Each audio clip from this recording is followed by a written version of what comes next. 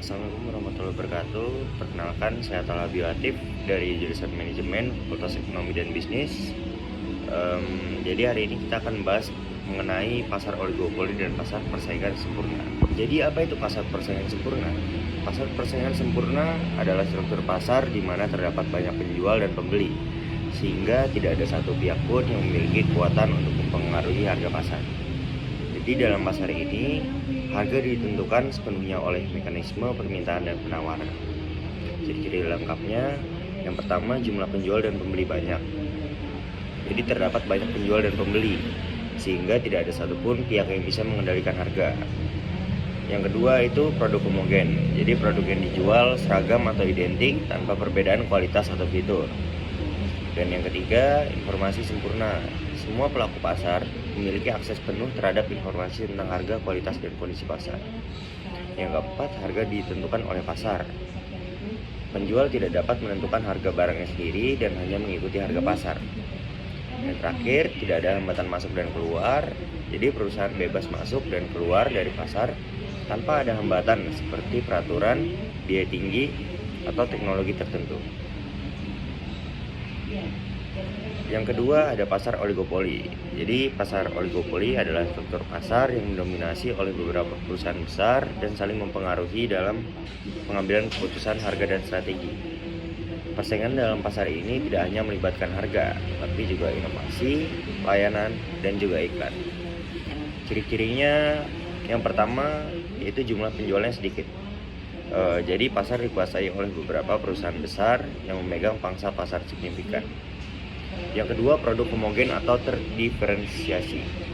Barang yang dijual bisa seragam, contohnya itu seperti bahan bakar, mobil atau elektronik, ya seperti itu. Dan yang ketiga, pengaruh perusahaan terhadap harga. Perusahaan memiliki kekuatan untuk mempengaruhi harga dan saling mempertimbangkan reaksi pesaing. Yang keempat, hambatan masuk tinggi.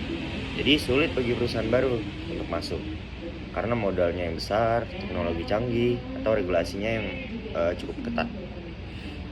Yang terakhir, persaingan non harga. Selain bersaing pada harga, perusahaan juga bersaing melalui iklan, inovasi, dan layanan purna jual.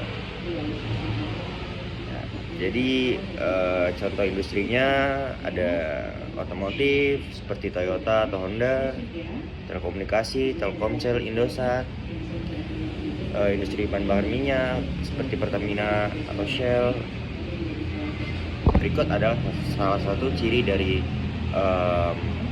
definisi oligopoli. Perusahaan TSMC adalah salah satu contohnya karena mereka mempunyai dominasi pasar dan merupakan salah satu pemain utama dalam industri manufaktur semikonduktor. Bersama dengan perusahaan lain seperti Samsung dan Intel, TSMC menguasai sebagian besar pasar global chip canggih.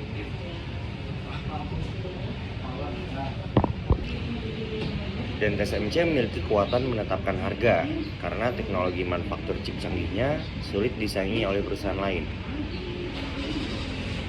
Dan yang kedua itu dia mempunyai hambatan masuk. Industri semikonduktor memerlukan investasi besar dalam R&D dan teknologi. Jadi menciptakan penghalang tinggi bagi perusahaan-perusahaan yang baru mau masuk ke bidang tersebut. Yang ketiga, ketergantungan antar perusahaan. Keputusan TSMC mengenai teknologi dan kapasitas produksi dapat mempengaruhi perusahaan lain di industri ini. Dan juga perusahaan TSMC ini mempunyai produk yang tidak homogen. Jadi produk semikonduktor TSMC memiliki diferensiasi tinggi berdasarkan teknologi proses. Misalnya 3nm atau 5nm. Yang kedua ada strategi non harga. Jadi TSMC bersaing dalam inovasi teknologi dan kapasitas produksi alih-alih memilih untuk perang harga gitu. Untuk di pasar persaingan sempurna kita mempunyai contoh perusahaan Nvidia.